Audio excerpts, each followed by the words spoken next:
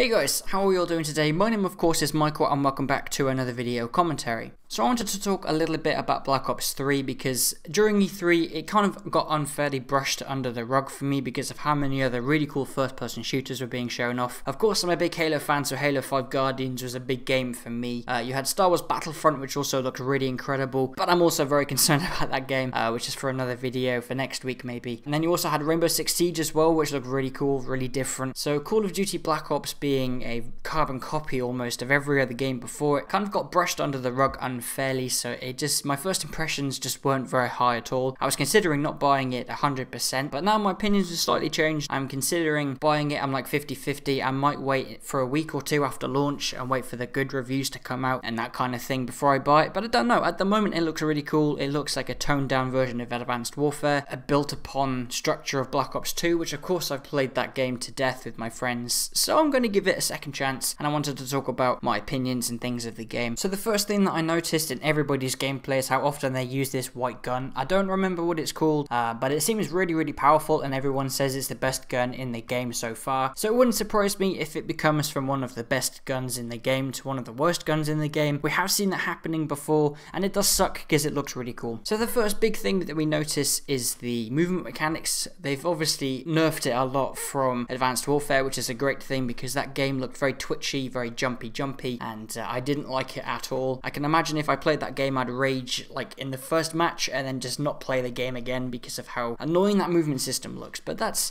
just part of the game, I suppose. The movement mechanics with all the free running and the wall running and all that kind of thing is very inspired by Titanfall, and of course if you followed me for a while you'll know I really love that movement mechanic system. It brings a lot of verticality to the maps and it makes them not as horizontal or linear like the Call of Duty maps before have been. Typically it's a ground floor, a basement level to the buildings, and then a first floor to the buildings, and that's a bit boring. It gets very boring, so it's good to see that this wall running, this movement mechanics will add verticality to the maps, which will add for some really cool advantage points, and it's just a lot of fun. I mean, of course Halo is very vertical in the map design, and I really like that kind of thing, so I'm looking forward to the movement mechanics. The game does look pretty fluent and really cool to play. However, all of that being said, I'm still very concerned about this game because of the time to kill ratio. If you don't know what I mean by that, I mean the time to kill somebody in a gunfight with your gun. In Black Ops 2, I think it was a perfect time. It was a good amount of time to be able to react to someone shooting you, to be able to evade behind cover or turn around and shoot them back. In Call of Duty Ghosts, which is the most infuriating game for that respect because of how low the time to kill ratio is, people drop like flies with all of the guns, and it's very cheap with the amount of kills you can get from just shooting people in the backs because they have no time to respond. Like no